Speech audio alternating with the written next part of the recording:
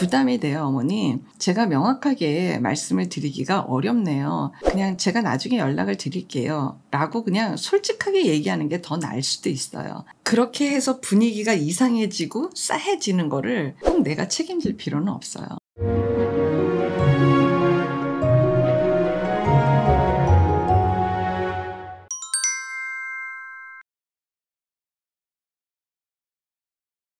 안녕하세요. 이주은 부부상담 원장 이주은입니다. 사례를 보겠습니다. 신혼 초부터 시댁에서 연락, 만남, 아기 등의 강요가 있었는데 그때마다 남편이 그렇게 말하지 말아달라고 시댁에 말씀을 드렸지만 매번 새로운 요구를 하셔서 남편도 왕래를 하지 말자고 한 상태입니다. 지난 어버이날에 시아버지께서 내가 멋진 남편을 줬으니 아빠한테 더 잘해라 라고 말씀을 하셨습니다. 그 말씀에 제가 반품하겠습니다.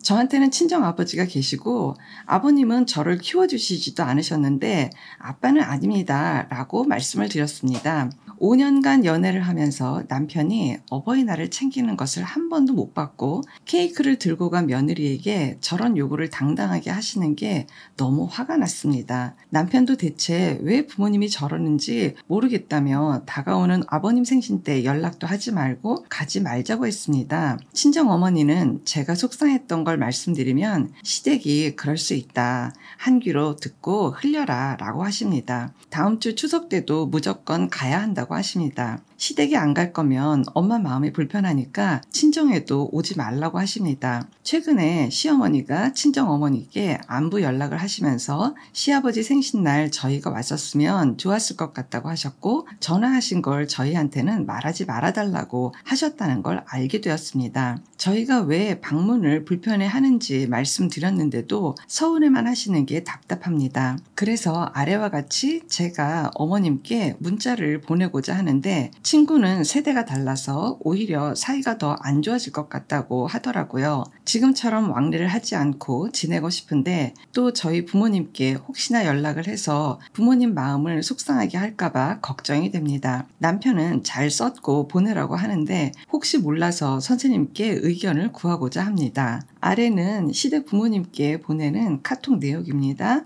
오래 고민하고 생각한 후에 말씀드립니다. 그동안 남편의 부모님이시기에 제가 할 수 있는 선에서 최선의 노력을 다했으나 마음이 어려웠던 부분이 많았습니다. 신혼여행 도착했을 때 카톡 드렸는데 친정에도 그렇게 했냐며 다그치신 것, 방문했을 때도 손님 같다며 추석 때 자고 갈 생각하라고 하신 것, 가문을 위해 아이를 낳아라, 자주 오고 연락해라, 멋진 아들 잘 키워서 줬으니 잘해라 등등 한 번쯤은 하실 수 있는 말씀이라고 좋게 생각하며 넘어갔지만 만날 때마다 하시는 말씀들이 요구처럼 느껴져서 점점 부담이 되고 집에 돌아와도 스트레스로 남아 있습니다.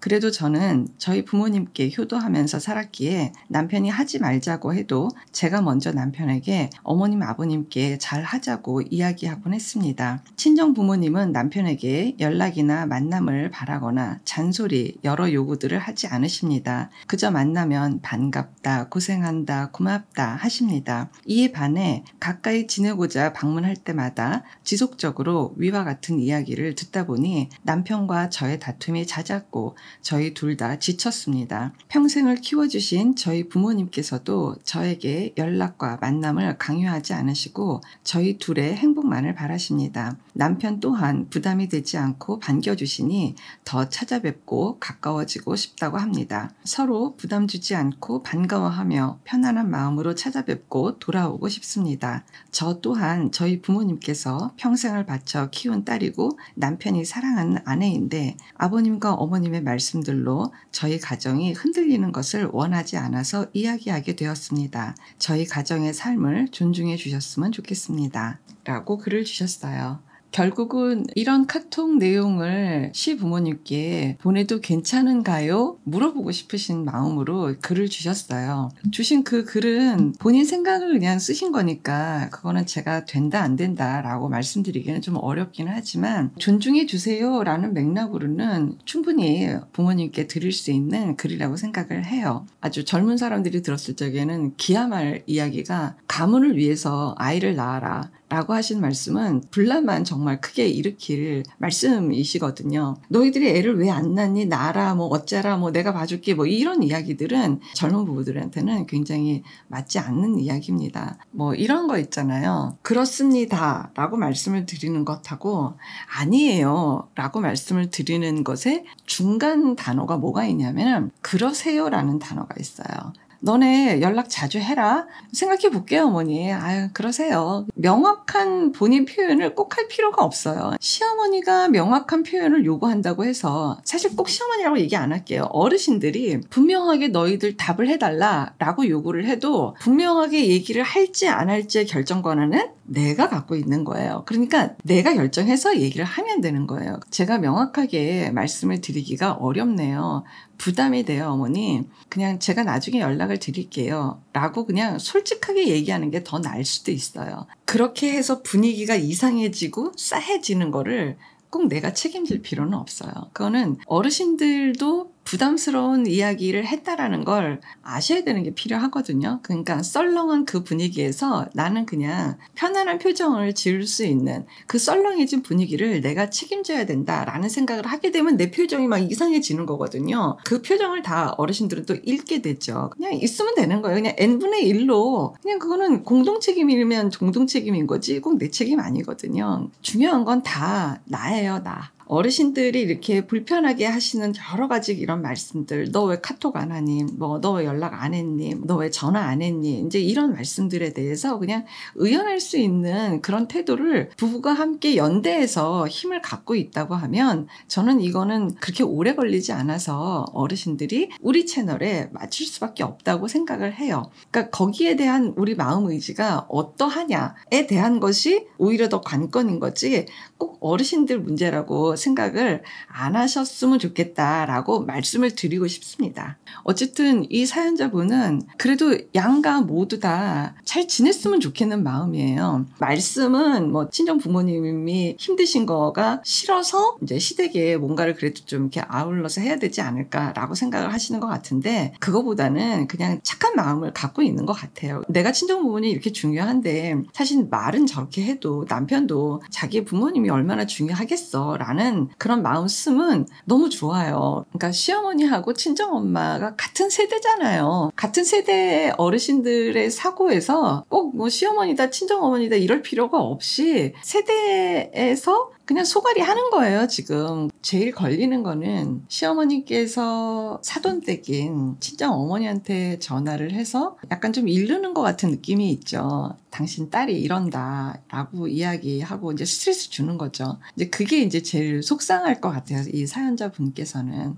어르신들 두 분이 그렇게 말씀을 하시는 거에 엄밀히 말해서 내 관할 영역은 사실 아니에요. 내 쪽에서 친정 엄마를 어떻게 할 수 없는 그 부분도 사실은 좀 인정을 해야 될 것 같다는 생각이 드는 거죠. 친정 엄마하고 이 사연자분이 지금 의견 일치가 안 되는 것도 여기에는 굉장히 큰 요인인 거예요. 될 수만 있으면 친정 어머니께 말씀을 드려서 엄마, 내가 정말 엄마가 이렇게 나로 인한 시어머니의 하소연을 엄마가 받는다라는 거에 내가 정말 너무너무 속이 상하거든. 이제 엄마는 앞으로 이렇게 얘기를 해줬으면 좋겠어. 우리 딸이 워낙에 똑똑합니다. 알아서 다 처신을 잘 할 애라고 저는 생각합니다. 그래서 더 이상 딸에 대해서 좋은 얘기는 듣고 좀 안 좋은 얘기는 제가 듣지 않겠습니다. 제가 딸한테 계속해서 거짓말 하듯이 딸한테 마음을 숨기는 것도 한계가 있는 것 같습니다. 제 의사를 좀 존중해 주셨으면 좋겠습니다. 라고 엄마가 얘기해 줬으면 좋겠어. 라고 했으면 제일 좋겠는데 이게 지금 되지 않는 거가 사연자분이 제일 소가리를 하시는 부분일 것 같아요. 그러다가 보니까 이제 시댁에 이제 뭐 이렇게 문자도 보내려고 하고 말씀도 더 들으려고 하고 이게 친정 부모님을 보호하겠다라는 거죠. 시부모님들한테서 불편한 말씀을 듣는 것도 속상하지만 친정 부모님을 내가 보호해야겠다. 이 마음이 훨씬 크다라는 것을 저는 좀 느끼는 것 같아요. 더 정확하게 말하면 나도 친정 엄마한테서 분화가 안 됐어요. 시어머니가 친정 엄마한테 계속적인 요구를 하고 친정 엄마가 너 시댁에 갔니? 너 안 갈 거면 나한테도 오지 마. 이제 이런 식의 이야기를 한다면은 사실 이 문제는 계속해서 계속해서 지속될 수밖에 없거든요. 시어머니의 사고가 올드하다고만 생각하지 마시고 우리 친정엄마의 사고가 시어머니보다 2배 올드하다라고 생각하시는 게 더 맞다고 생각이 지금 갑자기 드는데, 친정엄마하고 이런 부분에 대해서 더 이야기를 많이 해보셔야 될 필요가 있고, 궁극적으로 친정엄마에 대한 보호하고 싶은 마음이 훨씬 크다라는 것을 아는 것만으로도 좀 더 다른 개념의 것을 사연자분이 좀 더 생각해 볼 수 있지 않을까 싶은 생각이 듭니다. 고맙습니다. 건강한 부부 애착이 나라를 살립니다. 오늘도 영상 시청해 주셔서 감사합니다. 고맙습니다.